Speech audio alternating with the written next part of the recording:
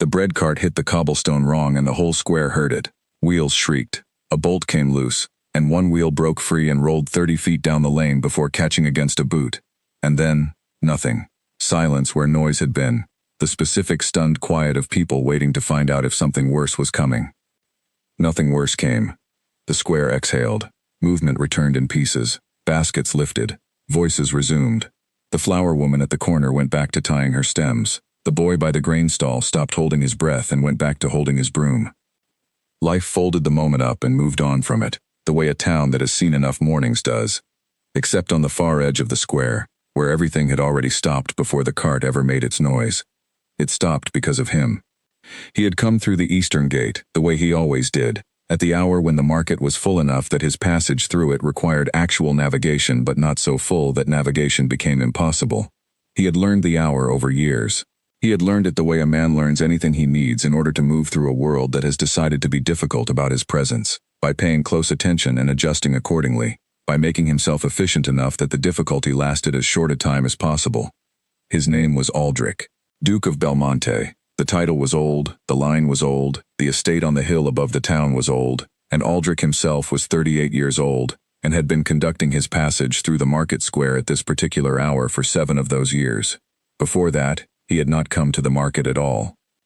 Before that, he had sent Dorset or the estate boy or whoever was available, and he had stayed at the house on the hill, and the house on the hill had been very quiet, and the quiet had suited him in the way that a tight, airless room suits a man who has decided he does not want to breathe more than he must. 7 years ago, he had decided to try the market again. He wore his hat low on the left side, his coat was dark and well-tailored, and told anyone looking that this was a man of position, which meant that most people knew who he was before they looked at his face, and knowing who he was gave them something to organize their response around before the face itself required a response. Because the face required a response. The scar began at his left jawbone and traveled upward across his cheek, and ended just below the outer corner of his eye socket. It was the kind of scar that changed the shape of a face rather than simply marking it, pulling the skin slightly, tightening the left side of his expression so that it did not move the way the right side moved, giving him a resting look that people who did not know him sometimes read as contempt, which he had long ago stopped trying to correct. It was an old scar. 15 years of weather and living had settled it into his face, with a permanence that left no question about it being simply a feature he carried, rather than an injury he was still recovering from. He was not recovering from it.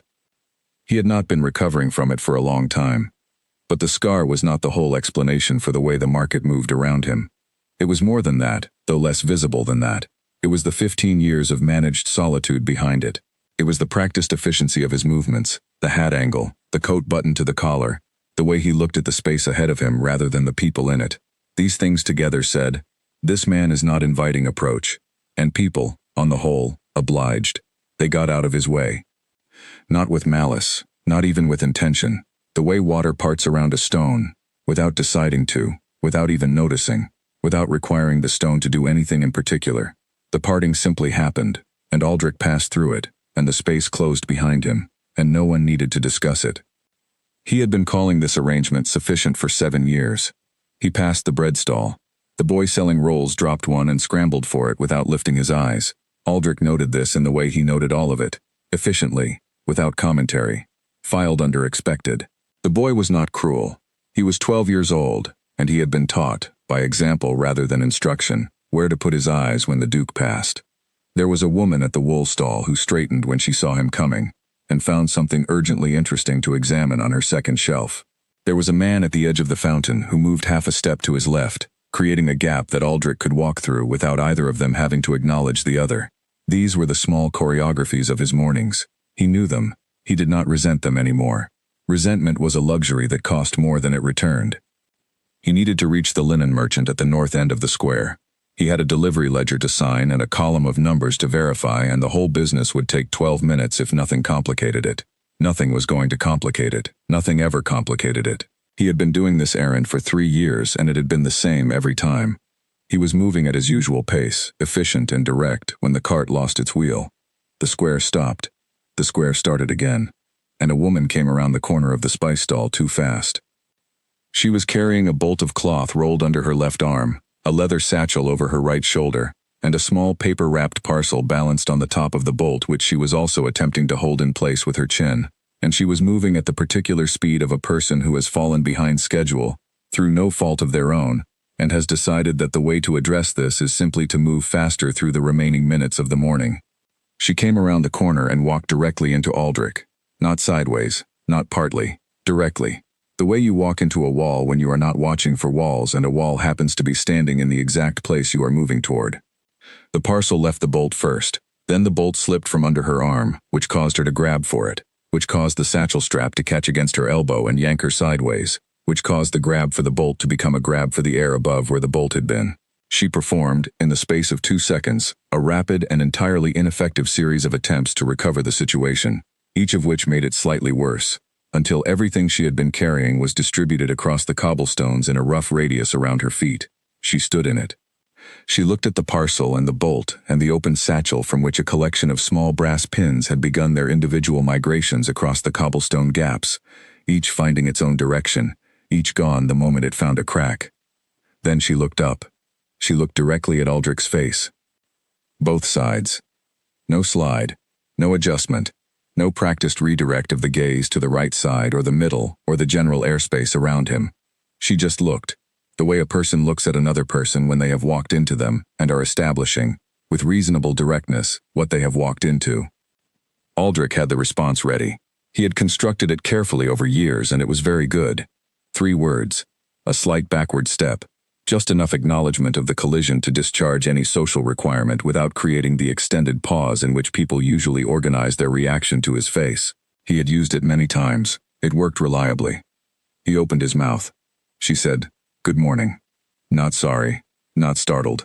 Not the flustered verbal scramble of a person who has caused an incident and needs to process their embarrassment through a large number of words. Good morning. Factual. Easy. As if the morning were simply good and she were confirming it, and the collision were simply a thing that had happened, and neither of these facts required anything beyond what she had said. Aldrich closed his mouth. She was already looking down, assessing the situation with the practical focus of a woman who has a schedule and is interested in resuming it. She picked up the parcel. She got the bolt back under her arm. She crouched for 3 of the pins, 3 she could reach without moving more than a step, and stood without making any further attempts on the rest.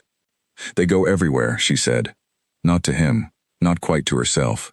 The way a person narrates a small frustration to the air when it confirms something they already knew about pins. She stood up. She adjusted the bolt under her arm. She looked at him again. The same look, no modification. Sorry for the collision, she said. I should have looked where I was going. Then she walked on. Aldrich stood in the market square. Around him, the market went on going. The bread boy had retrieved his dropped roll and abandoned it in the wastebasket. The woman at the wool stall had found whatever she was looking for on her second shelf. The man by the fountain had returned to his original position. Aldrich was standing in the middle of the square, and no one was looking at him except the flower woman, briefly, and she looked away before it became anything. He walked on. He reached the linen merchant. He signed the delivery order. He verified the column of numbers, which were correct except for a small addition error in the 3rd row, which he noted in the margin with a brief annotation. He spoke 14 words during the entire transaction. The merchant addressed the paper rather than his face, which was their arrangement, and had been for 3 years, and which worked well for both of them. He walked home by the eastern gate. He thought about the pins. He thought about the specific way she had gone after exactly 3 of them and abandoned the rest as a reasonable concession to the situation, the pragmatic arithmetic of what was worth pursuing and what was simply lost, and the ease with which she had made that calculation and moved on from it. He thought about good morning, not the words themselves, the manner of them, the absence of the thing he was accustomed to managing, the flinch, the slide, the reorganization of someone's face when they looked at his and needed a moment to decide what to do with what they saw. There had been none of that in her look. She had looked at him and said good morning in the same voice and with the same uncomplicated ease with which she would have said it to the baker, the priest, the child running past with a stolen apple, as if it were the simplest possible transaction. As if his face were simply his face. He walked up the hill to the estate. The autumn air was cool against his skin, and the town moved below him, small and familiar, all its arrangements proceeding without him, as they always did, and as they had every right to do. He went inside. He set the ledger on his desk. He stood at the window that overlooked the western garden, which was going brown now in the October way, the roses cut back, the beds prepared for the cold. Dorset had done it last week. She did it every year. He watched the garden the way he watched most things, from an appropriate distance, with appreciation but without much expectation that anything within it would change in ways he had not already anticipated. He thought about the new seamstress. The merchant had mentioned her 2 weeks ago, briefly, in the way that merchants mention useful information at the end of transactions. New in town, clothwork. Come from the neighboring province to set up her trade. Expected to make deliveries to the estate within the fortnight, regarding the new linen order Aldrich had been putting off for 6 months. He had not thought about this information at the time. He thought about it now. He thought about the ink mark at the base of her thumb, which he had not consciously registered at the time, but which was there now in his memory, with the precision of something that had been noticed without permission. Dark ink, the kind that does not come off, the kind that accumulates on the hands of someone who writes quickly and often. He told himself he was thinking about whether the linen order could be handled by Dorset without his involvement. He was not thinking about that. He went back to the desk. He opened the ledger. He ran his finger down the columns, which were clean and reliable, and said exactly what they meant. He did the work of the afternoon, which was considerable, and which took him until the light changed and Dorset came to say that dinner was prepared. He ate alone, as he always did. He read after dinner, as he always did. He went to bed at the usual hour and lay in the dark in the usual way, which was without much expectation and without much resentment of the sleeplessness that preceded actual sleep, which had been his nightly arrangement for 7 years, and which he had made an accommodation with. He thought about the pins on the cobblestones one more time, their small, confident scatter across the gaps in the stone. 3 retrieved, the rest conceded. He thought about good morning said like a simple fact. Then he slept. 3 days passed, not the fortnight the merchant had projected. 3 days, which said something either about efficiency or about a woman who had looked at the scope of her new delivery list and decided that putting off the estate was the kind of decision that created its own complications later. Aldrich was in the library when Dorset came to the door. Dorset had been with the estate for 22 years. In those 22 years she had developed, through sheer accumulated familiarity with Aldrich's patterns, the specific skill of presenting information in a way that left him very little room to not act on it. She did not do this aggressively. She did it the way a river does it, patiently, consistently, finding the path of least resistance and simply going there, until the thing she wanted accomplished was accomplished. She said there was a seamstress at the gatehouse with a delivery and samples for the upper rooms. Aldrich said he would see to it later. Dorset said the samples required a color decision. Aldrich said Dorset was fully capable of managing a color decision. Dorset said that was true, and that in June Aldrich had specifically asked to be involved in any decisions regarding the upper rooms, which she was simply honoring, and would he like her to send the woman away? He had said that in June. He had said it in a brief period of genuine belief that he might, in fact, open the upper rooms, a belief that had lasted 3 weeks before he found himself standing outside the door of the largest one, and discovered that believing he could do a thing, and being able to do it were 2 substantially different experiences. He had not told Dorset about the 3 weeks in June. He thought she knew anyway. He went to the gatehouse.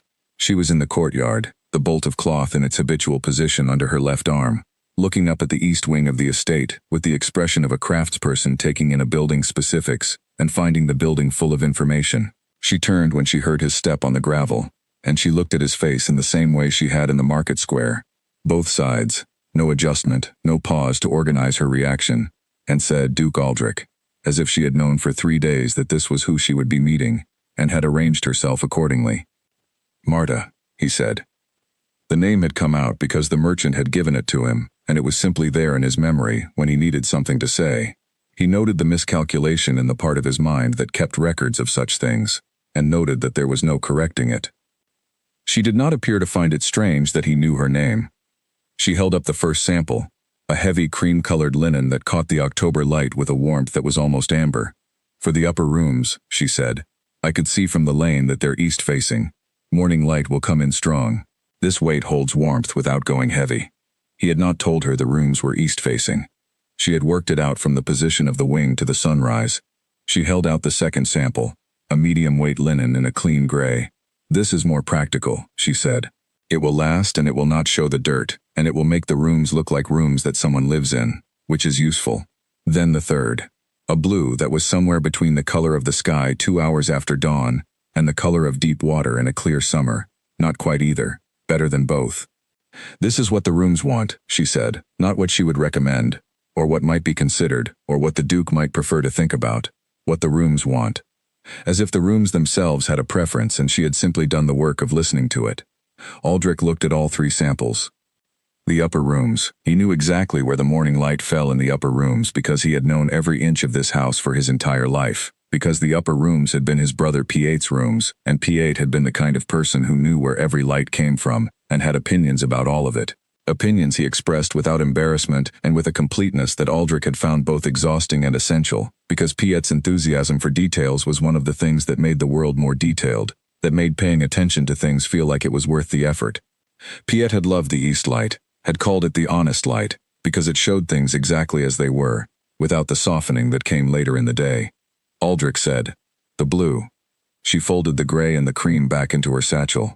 She wrote something in the small notebook she produced from her coat pocket, a dark-covered thing, worn at the corners, with the same ink mark he had catalogued at her thumb. 2 weeks, she said, possibly 3 if the mill is behind, but I don't expect they will be. Fine. She looked up from the notebook. She looked at the east wing. The upper rooms have been closed a long time, she said. Not a question. A craftsperson reading a site, reading the settled dust on the window ledges visible from below, the weathering at the shutters, the undisturbed quality of a part of a building that has not been asked to do anything in years. Aldrich said, yes. She wrote one more thing, closed the notebook, put it in her coat. She picked up her satchel. 2 weeks, she said again, the way she said things that were settled, and she walked back down the gravel path and through the gatehouse gate, and was gone, before Aldrich had decided what to do with the space she had left. He stood in the courtyard. The east wing was to his left. The October sky above it was the color of the blue linen she had held up, the color she had called what the rooms want, and it was accurate. It was exactly that light. It was the light that had been there every morning for 15 years, whether anyone was there to see it or not. He went back to the library. He stood at the window. He did not go to the ledger. He had been standing at the library window looking at nothing useful for perhaps 10 minutes, when he noticed that he was doing it, and went back to the desk and opened the ledger, and the work of the afternoon proceeded from there in its usual reliable way. The 2 weeks that followed were 2 weeks of particular deliberate normalcy. Ledgers, correspondence, 2 meetings with the town council at which Aldrich said what needed saying and remained for exactly as long as the business required and no longer, departing before the meal, which was standard, which everyone had long ago accepted as simply how it was with the Duke. He thought about the blue linen more than once. He was honest enough with himself to know he was not only thinking about the linen. She arrived on a Tuesday, in the bright hard light of late October, which was the light that showed things exactly as they were. She brought the delivery herself. The bolt was large, 2 rooms worth of curtain linen, and she had an assistant, a quiet young man named George who carried the second bolt without speaking, and with the focused competence of someone who is very good at his specific function and knows it. Marta walked ahead of him, assessing the estate's front approach with the same professional attention she had given the east wing from the lane. Aldrich met them at the entrance. He had told himself he would send Dorset, and then he had been in the entrance hall when they arrived, and it had simply been more efficient to open the door himself. There was a moment of logistics, the 2 bolts, the entrance hall, where to set them, whether the narrower passageway to the right would accommodate the larger of the 2. Aldrich took one end of the second bolt because it was obvious that it was needed. George took the other end. They moved down the passage. This was a perfectly ordinary thing to do, and it was not ordinary at all. The simple physical coordination of 2 people solving a minor spatial problem together, and Aldrich was aware of this in a way that he was not particularly interested in examining. Dorset appeared from the back of the house with the specific radar she had for arrivals, took in the situation, and began directing the placement with the authority of a woman who has been managing this household longer than most of its current furniture, and is not going to be overruled on the question of where bolts of linen should go. Marta produced her notebook. She said she would need to measure the rooms. Dorset said she could take her up. There was a brief pause. Aldrich said he would come as well. Dorset's expression did not change. Dorset's expression very rarely changed, but something in the stillness of her not changing expression communicated a great deal, and Aldrich did not look at it. He led them up the stairs. He had been up these stairs 10,000 times. He had been up them deliberately and unconsciously, and in dreams, and in the particular half-waking state that comes in the early hours, when the house is quiet enough to let old things move through it unimpeded. He knew every step. He knew where the 3rd one creaked and where the 8th one did not creak anymore, because the board had been replaced 12 years ago and the new wood had never found the particular voice of the old wood. He knew where the stairs ended and the upper corridor began. He knew which door. He stopped outside it. Marta was measuring the window frame at the end of the corridor with the span of her hand, counting under her breath, already working. She was not watching him. He put his hand on the door handle. The handle was the same handle it had always been, iron, slightly cold from the unheated corridor. The same handle Piet had grabbed 1,000 times, coming and going, always at some pace that suggested the next thing he needed to do was somewhere he was not yet, always trailing some project or enthusiasm, or thought he had not yet finished thinking through. Aldrich opened the door. The morning light was not there. It was past noon now, the east light long gone, but the quality of the room's light, even at this hour, was the quality Piet had always named. The angle of it, the way it came through the window with a specificity that other rooms in the house did not have, as if this particular window had been positioned by someone who understood that light had a best version and was trying to capture it. The room was exactly as it had been. He had not changed anything in 15 years. He had not been able to come in, and he had not sent anyone else in to change anything, and so the room had remained. The shelves with their books and their few small objects, a carved horse, a folded map, a brass compass missing its lid, the chair by the window where Piet used to sit in the mornings with a cup of something that went cold before he remembered to drink it, the table with the book on it. The book was still open at the page where Piet had left it, 15 years ago, 2 days before the fire. Aldrich stood in the doorway. He did not go in. Marta came to stand beside him. She looked at the window from the doorway, assessing the angle and the frame width and whatever calculations her craft required her to make. She did not look at the shelves or the chair or the table with the open book. "The blue will work exactly here," she said. "The window faces well enough that the color will move in the morning. It will not look like cloth. It will look like part of the light." Aldrich said, "Yes." She wrote in her notebook. She did not look at the room. She looked at the window. He found that he could breathe. On the way back down the stairs, she said, "What was his name?" Her voice was level. She was looking at the stairs ahead of her, not at him. There was nothing in the question that required him to answer it. There was no pressure in it, no performance of sensitivity, no careful arrangement of her face that said she was preparing to receive the answer with appropriate gravity. She had simply asked, and the word his meant she already knew enough, which meant she had been looking at the room the way she had said she had been looking at the room, reading what it needed, reading what was true about it, and what was true was not concealed. He stopped walking. She stopped one step below him. "You don't have to," she said, still looking at the stairs. The house was very quiet around them. Dorset had gone back to the ground floor. George was outside with the bolts. There was only the stair and the corridor above them, and the afternoon light coming through the window at the landing. Aldrich said, "Piet." One word. One syllable. She nodded. She nodded the way a person nods when they have been given something real and are going to keep it, not put it on display, not return it to you in the form of condolence or carefully worded acknowledgement, not use it to enter a conversation you did not invite them into. She was simply going to hold it. She nodded. She said, "I'll have the curtains done in 3 weeks." And she walked on down the stairs. He stood on the stair. The house was quiet. Below him he heard the front door open, and the brief sound of November air, and then the door closing again. He stood for a moment longer. Then he went back up. He stood in the doorway of Piet's room. The afternoon light moved across the floor in its specific afternoon way, different from the morning light Piet had loved. Less gold, more clean. The honest light of what things looked like without any flattery from the hour. The book on the table was open. He stood there for 4 minutes. He knew it was 4 minutes because he counted them, deliberately, in the way you count something when counting is the only thing that makes the time manageable. 4 minutes in the doorway. When he walked away, he did not close the door. He was 3 steps down the corridor before he registered this. He stopped. He looked back at the open door. The afternoon light was in the room, and the door was open, and the room was breathing. He left it. He went back down the stairs. He went to the library. He opened the ledger and looked at the columns, and they said what they had always said, and he was grateful for this. He worked until the light went. Dorset came with the lamp. She set it on the desk. She said nothing. She left. In the upper corridor, the door to Piet's room was still open. The curtains arrived in 2 weeks, not 3. Aldrich registered this without comment.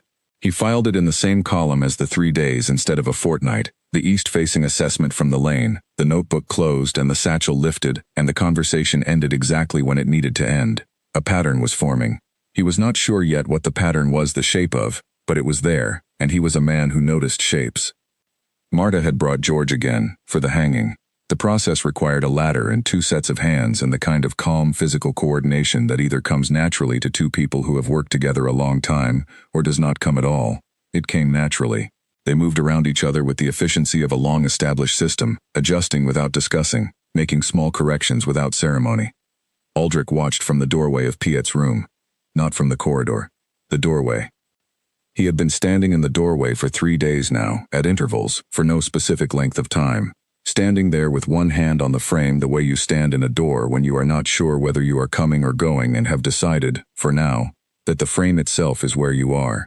He had not gone in. He had not tried to go in.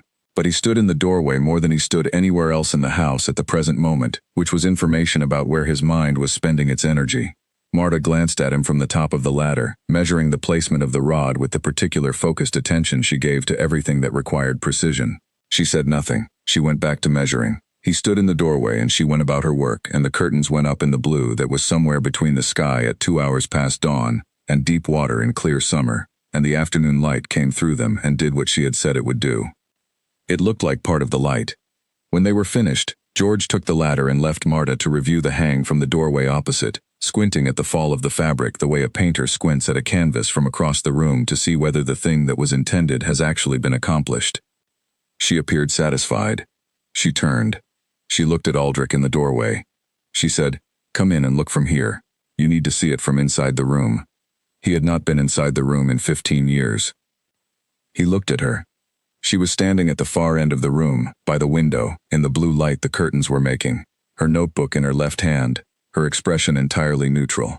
She was not performing encouragement. She was not preparing a face for whatever he did next.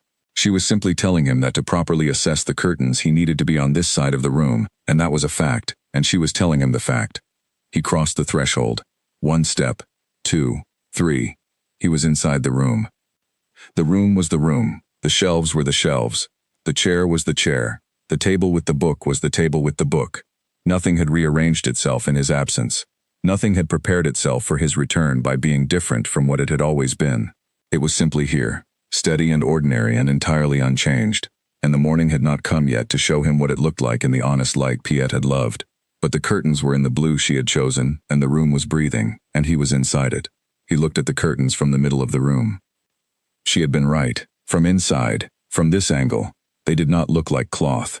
They moved slightly in the air from the door, a movement so small it was almost imagined, and the light coming through them was a living thing.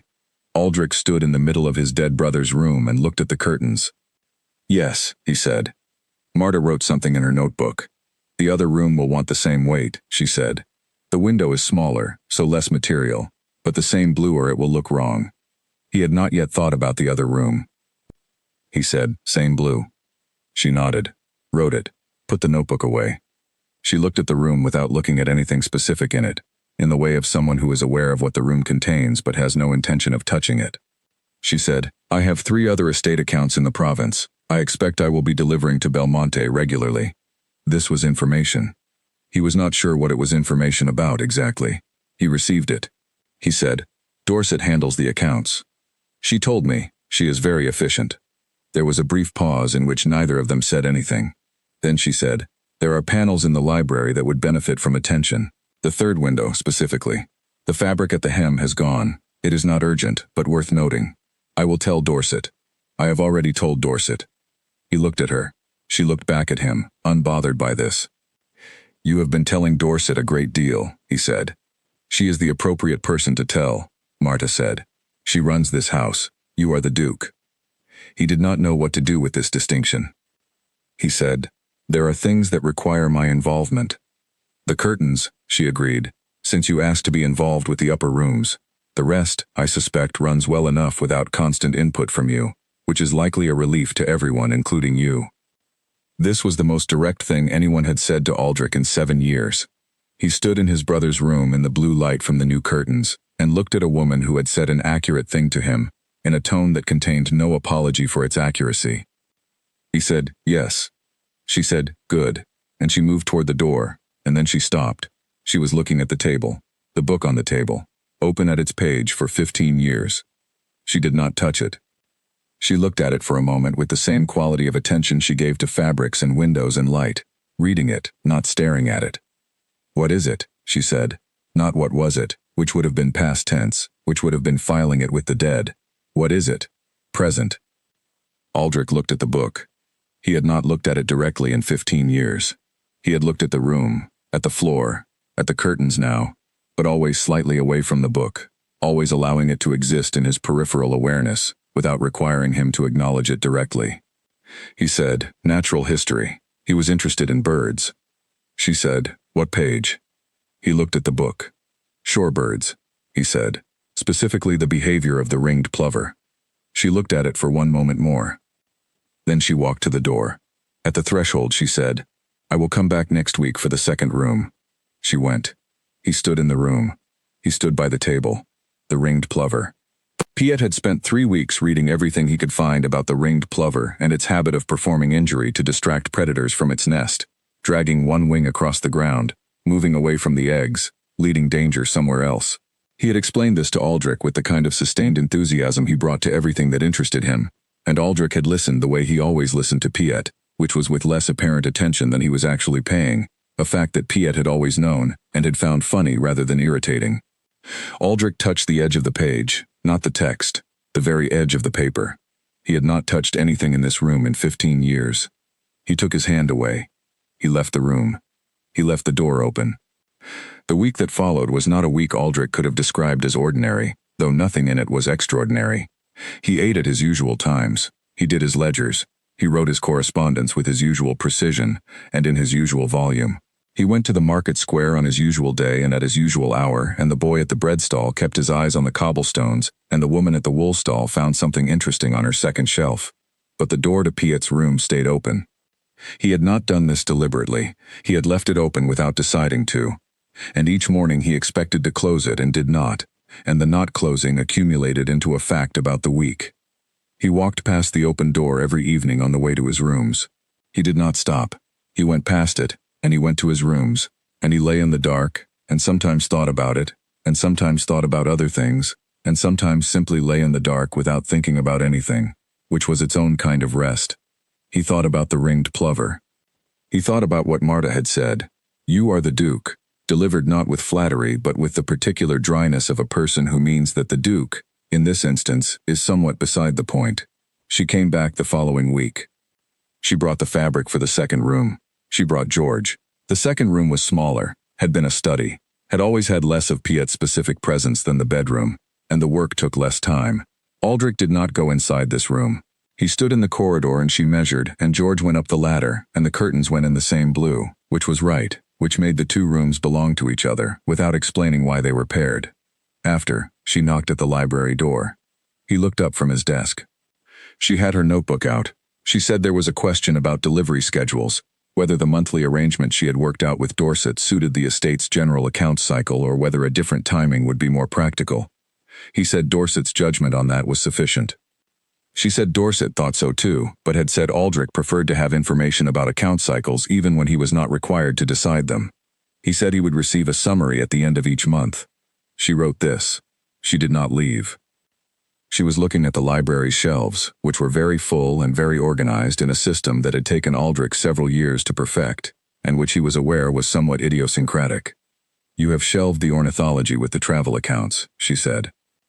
"They overlap in subject matter." She considered this. "The second shelf from the top has 3 bird books and 2 accounts of the southern sea routes. The birds were observed from ships," he said. She looked at the shelf. "Piet's books are in his room," she said. It was not a question. It was not an inquiry. It was simply the observation of someone who had looked at the library's ornithology section and noticed what was there and what was not. Aldrich said, "Yes." She said, "He would be the overlap between birds and travel?" Aldrich looked at her. She looked back at him, entirely steady. He said, "He would have reorganized the whole shelf." Something in her face moved. Not a smile exactly. The condition of a face when something real has arrived in it. She wrote one line in her notebook and closed it. She said, "I have a piece of cloth for your sitting room windows. Nothing that requires consultation. I wanted to leave it with Dorset, but she suggested you might want to see the sample first." "Dorset is managing you both," he said. She said, "She manages everything." I am simply learning which questions to bring to her and which to bring to you. He said, which ones come to me? She said, the ones about the rooms you care about. He was quiet. Outside, the November afternoon was doing what November afternoons did, compressing the light into a thin, bright strip near the horizon and then letting the dark come in around it with the quiet efficiency of a thing that has done this 10,000 times and knows how long it takes. Marta looked at the sitting room door. May I? She said. He said, yes. She went through the door. He followed, because it was his sitting room, and this was not a thing he needed to think about. She stood in the sitting room and looked at the windows and the light in them. She reached into her satchel and produced a piece of cloth, a warm gray, heavier than the blue, the kind of weight that would close the light out in the evening and hold warmth in the morning. She held it up against the window frame. The light came through it, and it was the right gray, exactly the right gray, the gray that would make the room feel complete in the evening without making it feel sealed. He looked at it. He said, yes. She put it back in the satchel. She looked at the room, at the chair by the fire that had become his particular chair over years of preferring it, the reading chair, the one whose arms had worn smooth in the places his hands rested. At the small table beside it with the lamp and the usual 2 books in progress, he read 2 at a time, always had, alternating based on the mood of a given evening. She did not comment on any of it. She said, I will leave the rest with Dorset. She went to the door. At the door she stopped. She said, without turning, did you go into his room? He said, once. She turned then. She looked at him in the gray evening light with the same quality of directness she had given him from the first day, and she nodded once, the same way she had nodded on the stairs when he had said Piet's name. She left. He stood in the sitting room. The fire was going low. He added a piece of wood without calling for Dorset, which was the kind of small domestic act he had always been able to do without difficulty. It was sustained presence he found hard, not ordinary life. He sat in the reading chair. He picked up one of the books and held it without opening it. He thought about what it was like to be talked to by someone who did not arrange their words around his face. He thought about it for a long time. Then he opened the book. He read until late. He went to bed. In the morning he went to Piet's room before breakfast, not to stand in the doorway. He crossed the threshold and went to the window and opened it an inch, because the room needed air, had needed air for 15 years, and this was a small and practical and necessary thing to do. The November morning came in through the inch of window. It was cold. He left the window open. He went to breakfast. He told himself the window was a practical matter. He was correct. The window was a practical matter. A room shut for 15 years needed ventilation. Mold grew in sealed rooms. The curtains, new as they were, would last less long in a room without air movement. These were real facts and he was applying them correctly. He also knew they were not why he had opened the window. He had opened the window because the room was alive again and the alive room needed to breathe. He knew this. He knew the difference between a fact and what a fact was covering. 15 years of accounting for himself in the dark had given him a precise and somewhat uncomfortable clarity about his own reasoning. He went to breakfast. He ate his eggs. He drank his coffee. He read the morning's correspondence, which contained 3 letters requiring replies and 1 requiring only acknowledgement. He wrote the replies with his usual precision. He sent George, who had by this point become a regular presence at the estate in the way that Marta's work schedule had made necessary, with the letters to the post. He went to the library. He did not go to the ledger. He went to the shelf with the ornithology books. He stood in front of it for a moment. Then he found the book on coastal birds, the one with the chapter on the ringed plover's behavior, the same chapter in different form from what was open on Piet's table, because Piet had read everything he could find on a subject once he found it, and had accumulated 3 different books on the same birds before the month was out. He took the book to the chair by the window. He read the chapter on the ringed plover. He read about the broken wing display, the way the bird threw itself across the ground with one wing dragging, moving away from its nest, pulling the predator's attention towards something that was easy to follow, and away from what needed protecting. He read about how the plover's whole body committed to the performance, how it never broke character, how it kept leading until it had led far enough that the nest was safe, and then it simply stopped performing and flew home. He sat with the book in his lap for a while. He thought about Piet reading this 3 weeks before he died, Piet finding it meaningful enough to leave a bookmark, not an actual bookmark. Piet had never used actual bookmarks. He had used whatever was at hand, in this case apparently nothing. He had simply left the book open and never come back to close it. He thought about Marta holding up the blue sample and saying, "This is what the rooms want." He thought about the word want applied to rooms. He thought, she is right that the rooms want things. He thought, I have been very careful not to ask rooms what they want, because the answer is always the same answer, which is that they want to be used. And being used requires the people who use them to be alive and here, and using them. And the specific person who used these specific rooms was not alive and not here, and there was no correcting this. He thought, she knows this. She has not tried to correct it. She has instead simply done the work of keeping the rooms present rather than erased, which is a different thing entirely. He held this thought for a while. He put the book back. He went back to his desk. He opened the ledger. He worked. Marta came twice more that month, once for a minor fitting correction on the second room's curtains, which had required a small adjustment at the hem, once for a consultation about the library panels that she had first mentioned, which turned out to require her to stand on a footstool and examine the fabric at the third window very closely, and make notes and tell Aldrich that the original installation had used a slightly inferior thread for the lining seam, and this was the source of the problem, which was fixable, and would he like her to repair it or replace the full panel? He said replace. She said good.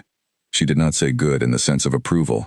She said it in the sense of the correct answer having been given, which was a different thing, and which Aldrich appreciated.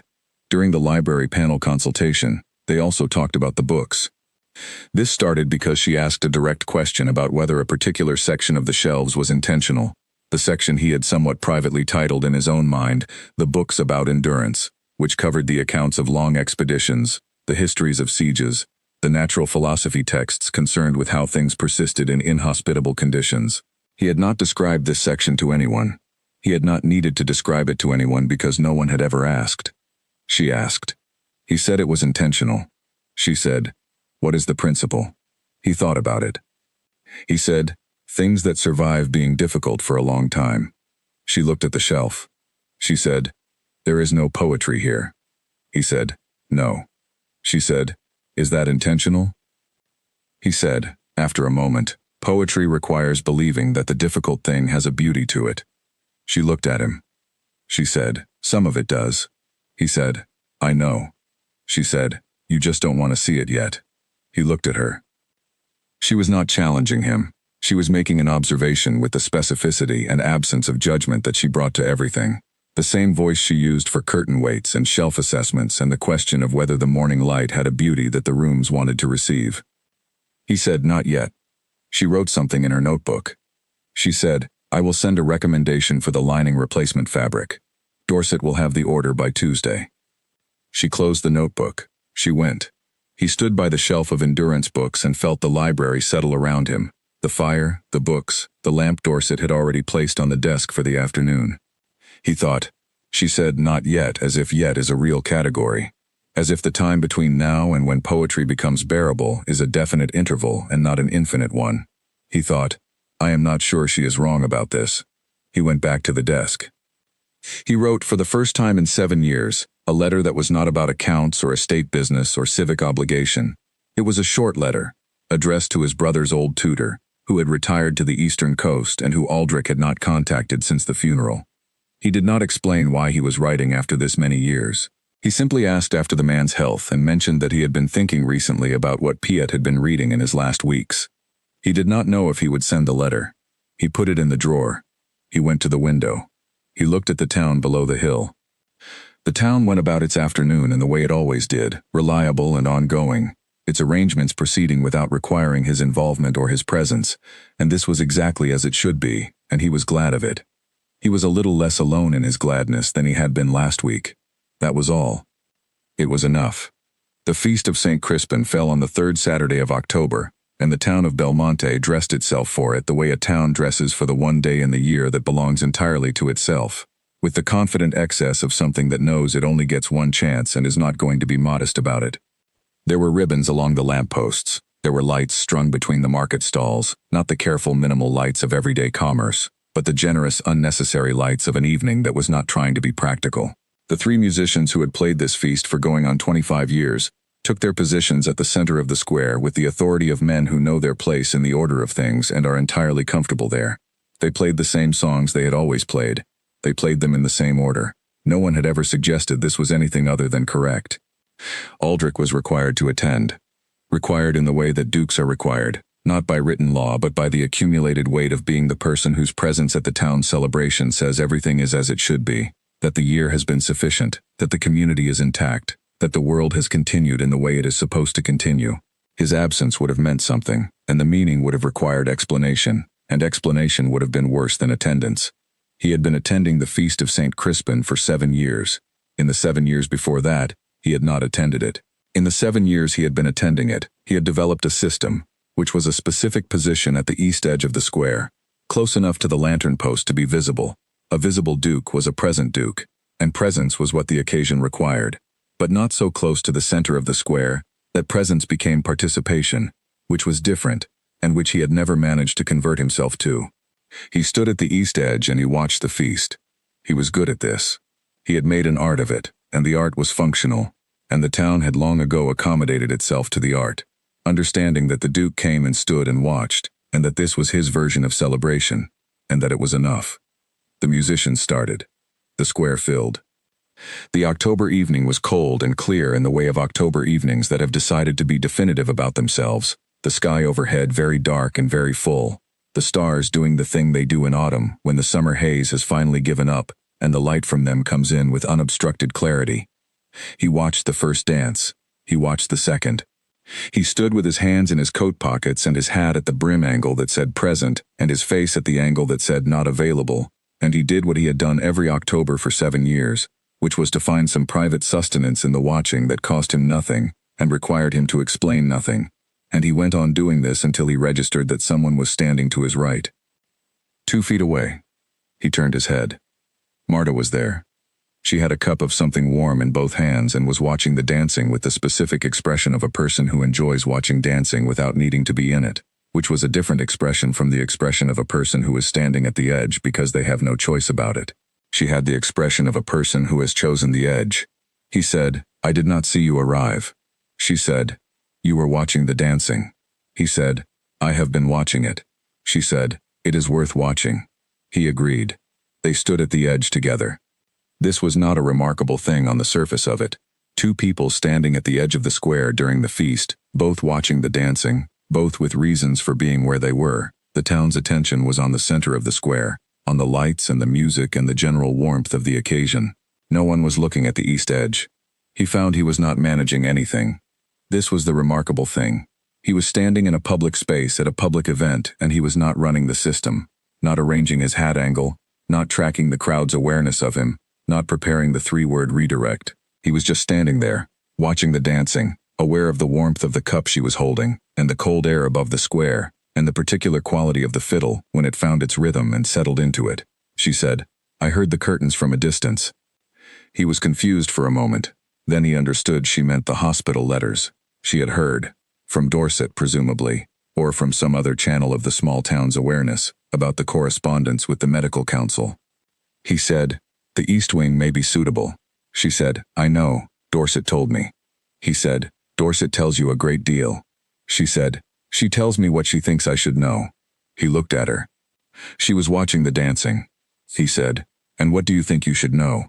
She turned and looked at him. She said, "Whatever is true." The musicians shifted.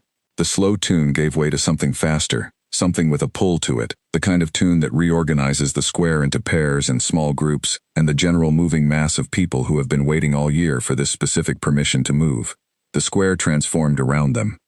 People caught each other's hands, people who had been standing at the edges, the modest edges, the edges of people not quite sure they wanted to commit, moved toward the center with the particular forward lean of someone who has just decided. Marta did not move toward the center. She turned back to watch the dancing and her hand found his. Not slowly, not with ceremony or the weight of intention. Her fingers found his the way a hand finds a railing in the dark, because the railing is there and the dark is present, and the hand moves to what is real and solid without requiring a decision about it. Her fingers were warm despite the October air, work-worn at the tips. The ink mark was still at the base of her thumb, permanent now, the mark of a person who writes often and quickly, and does not wait for the pen to be fully closed before reaching for the next page. His hand closed around hers. Something shifted in the part of his chest that had been arranged, for 15 years, against this kind of specific warmth.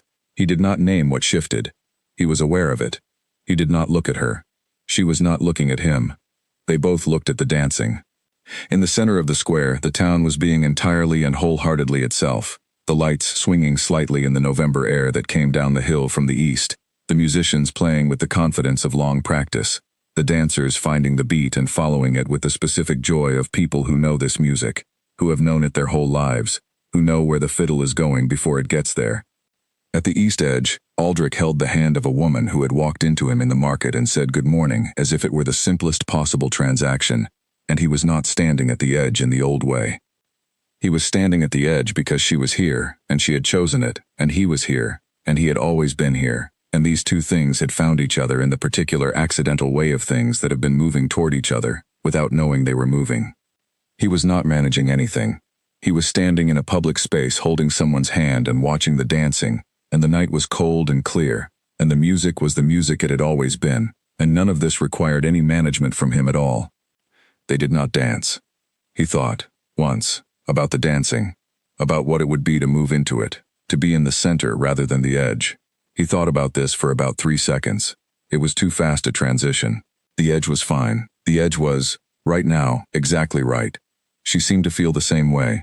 Or she had chosen the edge for her own reasons and was content with it. Either way, they stayed where they were. The feast went on. The musicians played through their set and repeated it, which they always did at the midpoint of the evening when the dancing had been going long enough that everyone knew the songs and could be trusted to keep the tempo themselves. At some point, he did not track when, Marta released his hand to take a sip from her cup. His hand was cold when she let go. He was surprised by how cold, by the specific absence of warmth where her hand had been. She took the sip. She gave him the cup. He had not expected this. He took it. He took a sip. It was mulled wine, heavily spiced, the particular recipe the town's inn made for the feast, which he recognized and had not tasted in 7 years. It was very warm. He gave the cup back. She held it with both hands again. They watched the rest of the feast. Later, much later, when the musicians had finished and the lights were being taken down and the square was returning to the ordinary version of itself, he walked back up the hill to the estate. He went past Piet's room. The door was open, the way it had been for 3 weeks now. The room was dark inside. He did not go in. He went to his room. He lay in the dark. He was not managing anything in the dark either. He was just lying there in the ordinary way of a person at the end of a day, noting what the day had contained. He noted this. He noted the warmth of the cup, the cold of her absence when she took it back, the dancing they had not joined and the edge they had chosen, and the specific peace of standing somewhere without running the system. He thought, I do not know what this is. He thought, I know what this is. He lay in the dark for a while. Then he slept. The morning after the feast, he did a thing he had not done in 15 years. He went into Piet's room, not to the doorway, not 1 step across the threshold and no further. He went in. He crossed the room. He sat in the chair by the window, the chair where Piet had let his coffee go cold, and he sat in it for a while. The morning light came in at the angle that Piet had always called the honest light. It was honest. Everything it touched, it showed exactly as it was, the dust on the shelf, the age on the book cover, the specific gold of the morning air in this room that was different from the morning air in any other room in the house, because this window and this angle and this particular corner of the world had arranged themselves, over the years, into a thing that Piet had noticed and named, and now Aldrich was sitting in. He sat there for perhaps 20 minutes. He did not think about the hospital correspondence. He did not think about the accounts or Dorset's schedule or the linen orders. He thought about Piet, which was what he always thought about in this room, but he thought about him differently from how he usually did. Usually when Piet was in his mind he came as weight, as the specific heaviness of absence, of the space where a person used to be, of the before and after dividing line that restructured everything. He came as the fire and the night, and the things that had not been saved. This morning he came as the coffee gone cold because the birds were more interesting. He came as the 3 books on shorebirds stacked in the order of their purchase. He came as the ornithology section that had been incompletely represented in the library because the duplicates were up here. He came as enthusiastic and immediate and interested in the ringed plover's broken wing display. Aldrich sat in the chair. He thought about this. He thought, she said not yet about the poetry, as if there is a time on the other side of yet where the difficult thing has a beauty you can bear to see. He had not believed, yesterday, that this time existed in any meaningful proximity. He was not certain it did now. But the morning light was in the room, and it was the honest light, and it was honest about everything it touched, including the chair he was sitting in, and the man sitting in it. He got up. He went to the shelf. He found the book on shorebirds, Piet's copy, different edition from the libraries, with Piet's particular habit of writing in small brackets at the margins, next to things he found interesting, not notes, just brackets, a mark of attention. He opened it to the chapter on the ringed plover. Piet had bracketed 3 passages. Aldrich read all 3. He put the book back. He went down to breakfast. Dorset came in with the coffee and looked at his face and said nothing. She had a very refined practice of saying nothing about the things that mattered. He appreciated this more than he had ever managed to tell her, which was not something that concerned Dorset, who did not require to be told things that were self-evident. He ate. He wrote. After breakfast, 2 more letters to the medical council.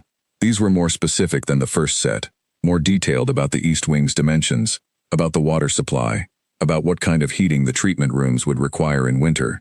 He wrote them with the same precision he brought to the estate's financial correspondence, because precision was how he knew he was taking something seriously, and this was something he was taking seriously. He pulled the letter from the drawer, the one he had written to Piet's old tutor and not sent. He read it once. He sealed it. He added it to the stack for the post. He was not entirely sure why. He was sure enough. The week that followed the feast was a week in which things moved, quietly, without announcement. The medical council replied with the kind of response that contained both encouragement and several practical questions that would require specific answers. Aldrich wrote the answers. He found, in writing them, that he was making decisions about the hospital that he had not yet fully articulated to himself.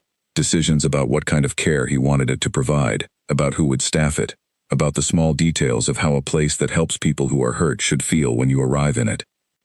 He thought about this more than he thought about the accounts. He mentioned it to Marta, inadvertently, when she came midweek about the library panels. He said, without quite planning to, I have been thinking about the entrance.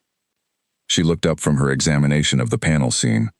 To the hospital, she said. She had known about the hospital since the feast, when he had told her about the East Wing correspondence. Dorset had told her the rest. He said, the entrance should be direct, not long hallways, not the feeling of being moved through a system before you arrive at care. The entrance should be the thing itself. She put down the measuring tape. She looked at him. She said, yes. Not good. Not I agree. Just yes, with the specific weight of a word that means this is exactly right. He said, I do not know if that is a design principle or a personal preference. She said, those are not always different things. He looked at her. She picked up the measuring tape. She said, the panel can be repaired rather than replaced, if you want. The damage is limited to the seam. It will last another 10 years with repair. He said, repair it. She made a note. She left. He sat in the library. He thought about the entrance to a hospital. He thought about what it would feel like to arrive somewhere in pain, in fear, having traveled a long distance in November because the nearest care was a day's journey, and there was no alternative. He thought about arriving at a door that opened into something that said directly, here, this is where you need to be. The thing you need is here. He had spent 15 years constructing a life in which the entrance to the estate was managed and controlled and navigated in such a way that the people inside it did not have to think about what they were walking toward. He had done this to protect himself. He had done it well, and he now understood, built something that worked for protection and failed entirely at welcome. The hospital would not do this. The hospital would have a different entrance. He wrote to the architect that afternoon. He described what he wanted with the specificity he gave to everything that mattered. The letter was long. The specificity was complete. He sealed it. He took it to the post himself. He walked down the hill in the late afternoon November light, through the town, past the market square with its ordinary afternoon business, the bread boy sweeping, the flower woman tying stems, the man by the fountain in his usual position. Aldrich walked through the square at his usual pace. The baker's boy looked up. He said good morning, which was wrong for the afternoon, which he immediately corrected to good afternoon, flushed, and looked back at his broom. Aldrich said good afternoon back. He kept walking. At the post office he handed in his stack of letters, received 2 in return, walked back through the square. The baker's boy was still sweeping. He did not look up this time. Aldrich went back up the hill. The east wing was visible from the hill path. He stopped and looked at it. Stone walls, 6 windows across the face of it. The 3 rooms on the lower floor that would become what they were going to become. The afternoon light was leaving the stone and the shadow was coming in, and the wing stood in the early dark with the solidity of something that has been here a long time and intends to stay. He walked the rest of the way up. He went inside. He did not go to the library or the desk or the ledger. He went upstairs, and he went into Piet's room, and he sat in the chair by the window again, and he stayed there until the dark came, and Dorset appeared at the door with a lamp. She set the lamp on the table. She left. He sat in the lamplight in Piet's room. He thought about what the word yet meant, said the way Marta had said it, not as a consolation, not as a reassurance, but as a fact about time, that there was a side of yet that existed, that the time between now and then was real and traversable. He sat there until he was ready to leave. Then he left. He left the lamp on. He went to bed. The lamp burned down on the table in Piet's room, in the dark of the house, next to the open book on the shorebirds and the brass compass without its lid, and the small carved horse on the shelf, and nothing watched it burn down but the room itself, which had been here a long time and was patient. They married the following September.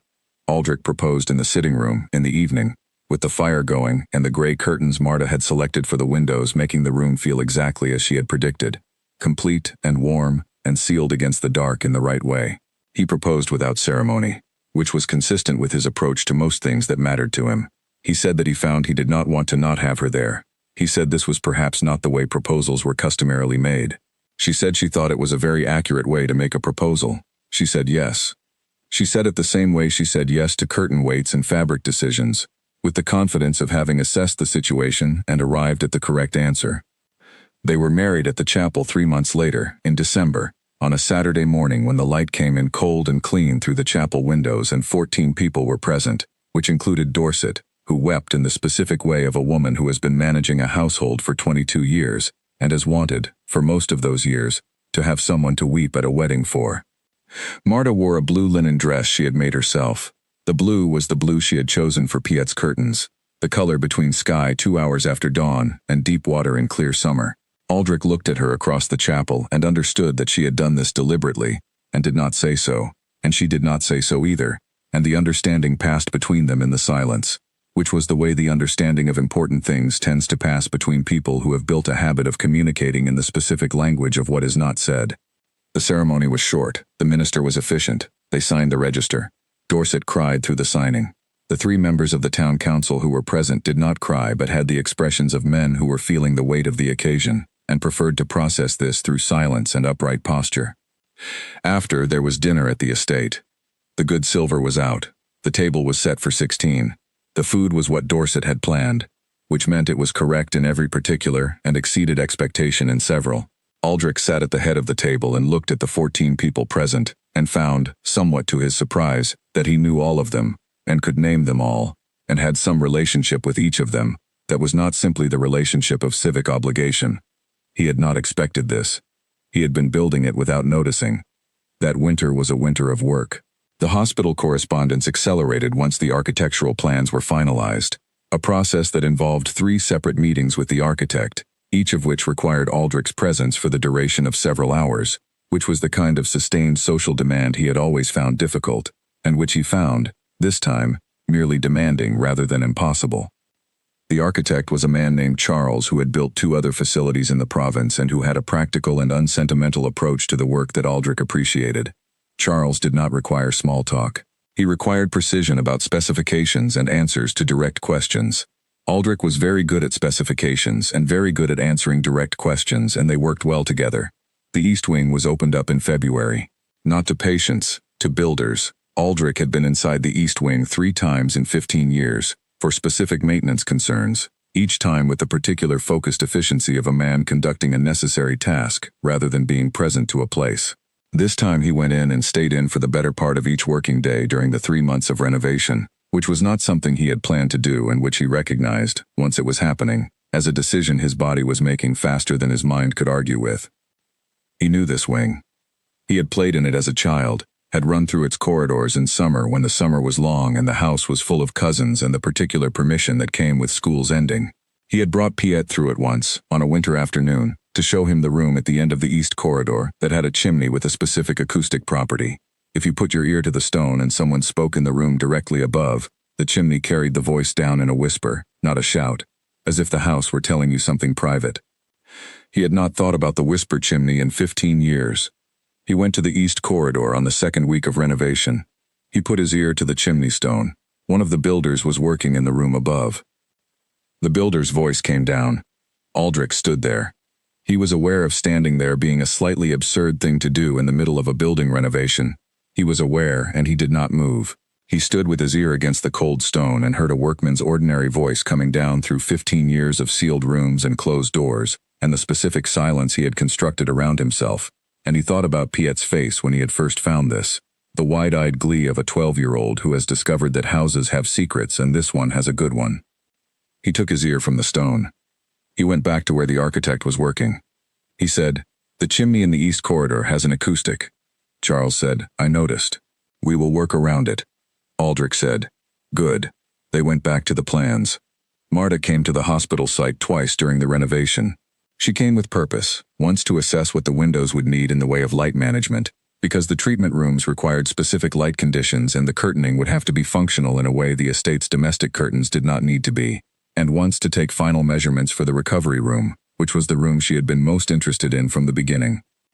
She walked through the recovery room with her measuring tape and her notebook, making notes on dimensions and window placement and the specific quality of the afternoon light in that particular corner of the wing.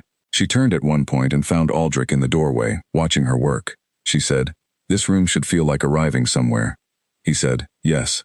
She said, "Not like waiting. Not like being held until something happens. Like the arrival is the event." He said, "That is what I want it to be." She wrote something in the notebook. She said, "I can do that." He believed her. The hospital opened in November. The opening was quiet, a morning when the East Wing's doors were unlocked and the rooms were ready, and the small staff that had been assembled over the previous months were at their positions, and the first patient came through the door. The first patient was a young farmer from the eastern village. He had been burned in an accident with a grain kiln 3 days before. The burn was on his right arm and hand, serious enough that the nearest previous option had been a full day's journey to the provincial town, which in November meant crossing hills in weather that was already turning against travel. He came through the door and the staff were there and the care was given. Aldrich was present for this. He stood in the entrance, which was exactly as he had described to the architect, direct, clear, the thing itself from the moment you arrived. He stood in it and watched the farmer come through and watched the care begin, and he did not stay long, because the work of the hospital was not his to watch, it was the staff's to do, and his job had been the building, not the doing. He went home. He told Marta that evening. She was in the library, reading. She looked up. He told her about the farmer, the November hills, the arm, the door opening. She said, "Good." One word, the same word. The correct answer arrived at. He sat in the chair opposite her. They read. The fire went down and he added a piece of wood and it came back up, and the library settled into the particular quiet of a room that is being used the way it was meant to be used, inhabited without drama, occupied without performance. He thought about the plaque. He had been thinking about it for 3 weeks and had not yet told Marta, not because he was hiding it from her, but because it had taken 3 weeks to arrive at the exact form of it, the specificity of what he wanted to put down in bronze and what he did not want to put down. He had sent the commission the previous week. The craftsman was from the neighboring province and did not know who was ordering it, which meant no conversation, which was what Aldrich wanted. Just the inscription given precisely and the bronze made precisely to specification. He said, "There is a plaque." Marta put her book face down on her knee. He said, "My title and the year." She waited. He said, "And his name, underneath, smaller." She was quiet. She looked at the fire for a moment. Then she looked at him. She said, "That's right. Not that's lovely or that's a beautiful thing or any of the sentiments that occasion is sometimes dressed in. That's right." The way she said the blue is what the rooms want and the arrival is the event and yes to the proposal in the sitting room, with the confidence of someone who has looked at the truth of something and named it directly. That's right. He looked at the fire. They sat in the library. The winter passed. Spring came in the particular assertive way of springs that have been preceded by long, difficult winters, not gradually, but all at once. One morning the world cold and the next morning the cold's authority simply gone, the air having decided while no one was watching to become something else. The town below the hill went about its spring with the specific energy of people who have been waiting for it. Aldrich went to the market square on his usual day. His hat was the same. His coat was the same. He walked at his usual pace. The baker's boy, not the original boy, who had grown and taken over the stall from his father, looked up when Aldrich passed and said good morning. Aldrich said good morning back. He did not think about this until he was at the linen merchant's, signing the monthly order, and he realized that he had said good morning in the same voice and with the same uncomplicated ease with which the baker's boy had said it to him, and that the transaction had been the simplest possible thing, and that he had not managed anything at all. He thought about Marta saying it in the market square 4 years ago, the collision with the parcel and the pins going everywhere and good morning said, like a simple fact about the morning. He thought about how long it had taken him to learn to say it back the same way. He thought, it was not a long time. In the scale of the 15 years before it, 4 years was not a long time. He thought, I know what a long time is. He walked home up the hill. The estate was above him, the east wing visible in the spring morning light, its new windows and its unlocked doors and the plaque at the entrance that said his title and the year, and below that, smaller, 2 words. In memory of Piet. The hospital served the province for 60 years. In its first decade it treated 137 patients for burns and related injuries. In its third decade it expanded. The wing doubled in size by Aldrich's successor, who had been a young council member at the wedding dinner, and who had grown into the position with the practical attention of someone who had watched the Duke's management of things that mattered, and understood that the way you managed things that mattered was with precision, and without ceremony. The recovery room was the room patients always mentioned. In the letters that came to the estate, and letters came, not many, but from patients, and from the families of patients, people who had arrived in November with burned arms or worse, and who had left with the kind of care that makes a difference, the room was mentioned. The way it felt, arriving, the way it did not feel like waiting. Marta had made the curtains for the recovery room herself, not because she needed to. She had 3 assistants by the time the hospital opened, and any of them could have done the work. She had made them herself because the room was the room she had cared about most, because she had said from the beginning that this room should feel like arriving somewhere, and she wanted to know that what she had put into it was what she meant to put into it. They were a warm gray, heavier than the blue, the color that made the light good in the morning and kept the warmth in the evening. She had been right about the color. She was right about the colors. Aldrich lived with this knowledge for the rest of his life, which was a long life. Longer than he had expected when he was standing at the edge of everything and looking at it from a careful distance. He lived into his 70s. He was present at 2 births in the estate's extended household and 3 deaths, one of which was Dorset's, in her 81st year, in the same room she had occupied at the estate for 52 years, in the full confidence of someone whose affairs were completely in order, because they had always been in order. He attended Dorset's funeral. He stood at the center, not the edge. He had learned, at some point in the years, he could not name the specific year, it had not been a specific moment, how to stand at the center of things when the center was where he was needed. Not always, not for every occasion, but for the ones that were his to stand in. Marta's hair went gray in her 40s, early, the way that certain women's does, and she wore it without apology, and without the adjustments that some women made, because she had never been a person who adjusted herself for the comfort of other people's expectations. Aldrich found the gray specific and accurate, the way he found everything about her. He told her once, on an evening in their 15th year of marriage, that the first thing he had catalogued about her, the day she walked into him in the market, was the ink mark at the base of her thumb. She looked at her thumb. The mark was still there. She said, I noticed your hat. He said, my hat. She said, the brim angle, left side down. I thought, he has learned to do that. Which means there was a time before he learned to do it, which means the face he is managing around is the same face he has always had. He looked at her. She said, I thought, he probably says good morning to almost no one. He said, I said it to you. She said, you said almost nothing. I said good morning. You said yes. He thought about this. He said, that was more than almost nothing. She agreed that it was. They sat in the sitting room, in the gray curtain warmth she had chosen for it, in the chairs they had each claimed over years of evenings spent this way, and the fire was going and the books were open, and the house above them was the house it had always been, with its rooms used and its doors open and the morning light that came in through the east-facing windows to show things exactly as they were, without asking for anything in return. The scars on his face were 30 years old when he died. They had never looked different from the morning they were made. The left side of his face had spent 30 years being managed around, flinched at, carefully not looked at by people who had not yet learned what she had known from the first square, which was that it was simply his face, and his face was simply his, and the morning could be good regardless. The morning could be good. He had known this for 26 years by then. She had known it all along.